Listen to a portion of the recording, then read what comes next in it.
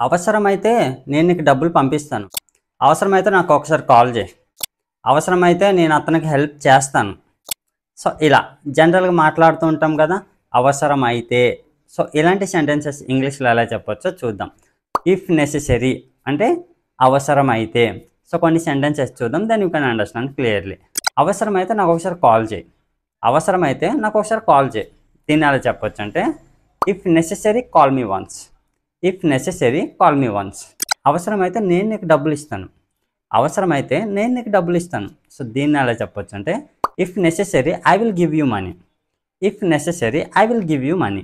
అవసరమైతే నేను వాళ్ళకి హెల్ప్ చేస్తాను. అవసరమైతే నేను వాళ్ళకి హెల్ప్ చేస్తాను. దీన్ని ఎలా చెప్పొచ్చు if necessary I will help them. If necessary I will help them. అవసరమైతే నేను కూడా నీతో వస్తాను.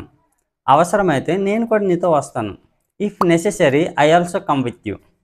If necessary I also come with you. అవసరమైతే మీరు ఆ పని చేయాలి. అవసరమైతే మీరు ఆ పని చేయాలి. సో దీన్ని ఇంగ్లీష్లో ఎలా చెప్పొచ్చో కామెంట్ బాక్స్లో కామెంట్ చేయండి. సో ఇఫ్ నెసెసరీని యూస్ చేసి ఇలాంటి సెంటెన్స్ అనేవి సింపుల్గా మాట్లాడవచ్చు. సో ఇఫ్ నెసెసరీ యొక్క మీనింగ్ ఏంటి? అవసరమైతే. So that's it for today friends. So మీకు ఈ టాపిక్ యూస్ఫుల్గా అనిపిస్తే లైక్ చేసి సబ్స్క్రైబ్ చేయండి. Thanks for watching.